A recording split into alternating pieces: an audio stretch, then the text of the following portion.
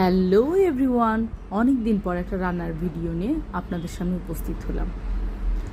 আজকে রান্না করব কাতলা কালিয়া অথবা দই কাতলা। দইয়ের পরিমাণটা খুবই অল্প ছিল। তো প্রথমে মাছগুলো হলুদ, লবণ আর মরিচের গুঁড়ো দিয়ে ভেজে নিলাম। এরপর ফোড়নে দিলাম দারচিনি, লবঙ্গ, এলাচ আর গোলমরিচ, শুকনা মরিচ, তেজপাতা আর পেঁয়াজ। পেঁয়াজগুলো যখন একটু লাল লাল হয়ে গেল তখন আমি একটু আদা রসুন বাটা দিয়ে দেবো। আদা রসুন বাটা দেবার পর দিয়ে দিলাম হলুদ দেবার পর বেশ খানিকক্ষণ কষালাম। এরপর দিয়ে দিলাম মরিচের গুঁড়া দেবার পর একটু জিরার গুঁড়া দিলাম। দেখেন মশলাটা একটু লেগে গেছে, তখন আমি একটু জল অ্যাড করেছিলাম। এরপরে সুন্দর করে কষাতে থাকলাম।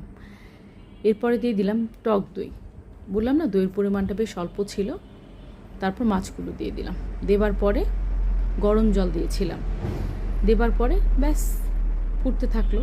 এরপরে এক পর্যায়ে দিয়ে দিলাম কাঁচামরিচ, ঘি আর কিশমিশ আর আমার প্রিয় জিরার গুঁড়া। ব্যাস হয়ে গেল আমার দই কাতলা। ধন্যবাদ, ভালো থাকবেন।